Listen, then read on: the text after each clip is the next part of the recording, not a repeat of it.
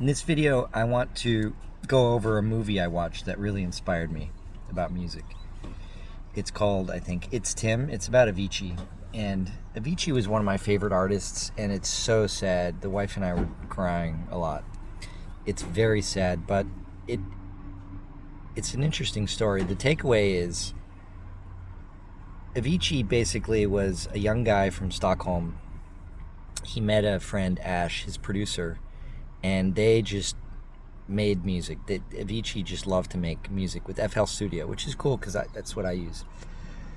And it kind of put FL Studio on the map. But what's really cool about his story, or at least in the early days, was he was a guy with no musical training, with he didn't go to music school. He just loved music, started making tracks, and started sending them to, at the time it was like the late 90s, I think. So he was sending them to blogs and just local things.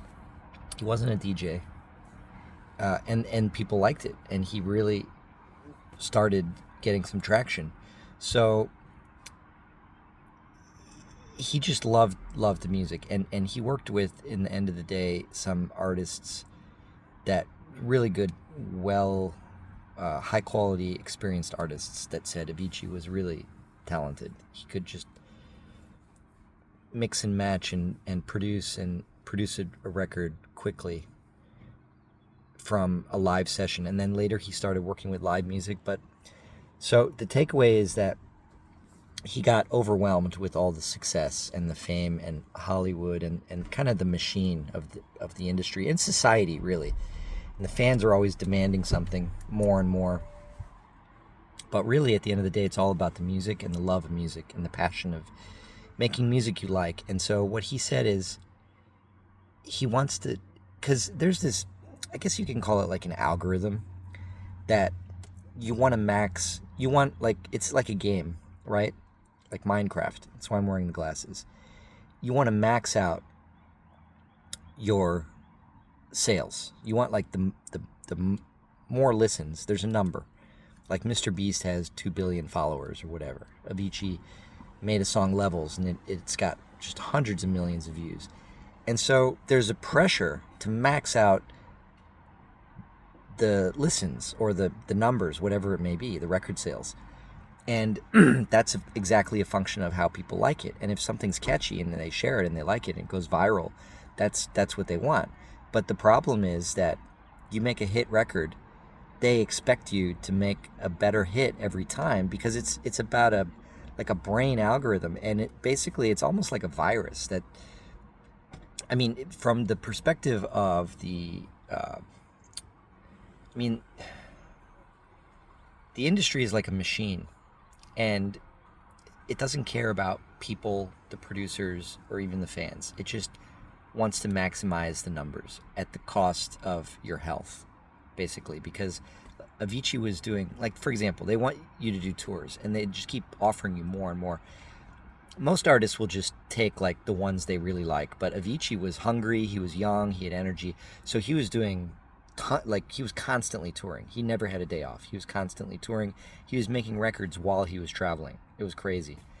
So there's a tendency, the pressure to perform more and produce more. And at that point, it's not about the money because he was rich, but there's always pressure to produce more, to achieve more, to make more records and everything else. And it gets to a point where it's like grinding you. They call it in war like the meat grinder. It's a psychological phenomenon. I mean, you can always just switch it off. But I've talked to some, like, I grew up in South Florida, and I knew some I don't even know what to say about it, but I knew some people in the record industry, like I think it was called Loud Records. They produced Wu-Tang Clan and some other artists. And I've talked to some industry people about this phenomenon 20 years ago. It's a real thing, and it affects everyone. And artists deal with it in different ways. Some artists just embrace it and they love it. But most artists, it's kind of this constant struggle. And that's why a lot of celebrities or people who are talented in the forefront of the industry abuse drugs and or alcohol or just strange behavior, for lack of a better word. Few people are like David Bowie, or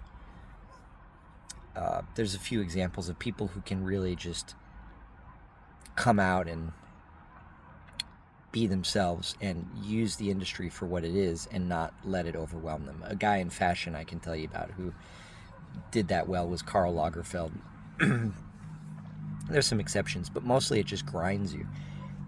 But the trade-off is you're rich and famous. It's almost like this deal with the devil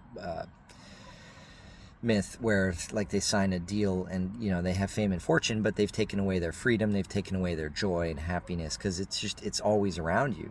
You can't escape it.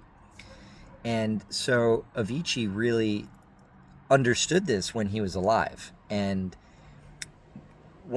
stopped drinking. There was an intervention with friends and family, went into a program and totally changed his life around. He started meditating. He did transcendental meditation.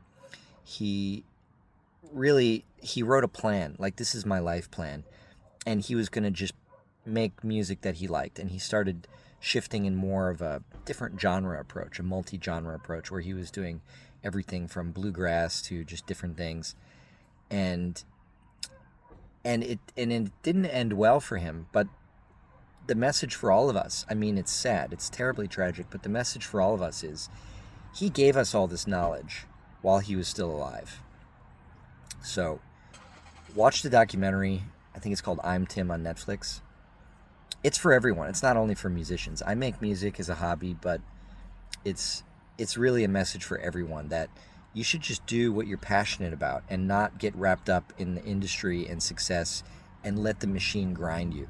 Because society is like that. Society doesn't care about you as an individual. Your friends and family do, but society doesn't care. They just want they want a robot. But actually, if more people start saying no to the machine, it'll be more diverse. There'll be more artists, so that attention will just be spread out among more artists. But we've got to start saying no to the machine and go more on a decentralized local level. And personally, we just want to just be passionate about what we do well and follow our serendipity internally and create synchronicity, and not worry about numbers, how many followers you have, how many views your record or your video or whatever it is gets. So that's the message. And go watch this Netflix documentary. It really inspired me. I produced 2 tracks last night, and one was a meditation piece. It wasn't even, I'm not even allowed to publish meditation music on the distributor. Ditto doesn't allow it, so you can't put like meditation music on Apple Music. So I'll put it on YouTube. But the point is, I love this music because it calms you down. This is just a personal thing. I like to make EDM and trance music, but last night I was thinking with this in mind about Avicii. Dance music, I mean, I had a stressful week. I just wanted to calm down a little bit. And so I made a synth kind of chill out track, 120 beats a minute, and then a total meditation track, which is just for meditation. And I didn't use it yet because I was making it, but I'll do it tonight. And maybe I'll drop it here on Love Tea and Life, the channel. So that's all. Thank you. Have a great day. Namaste.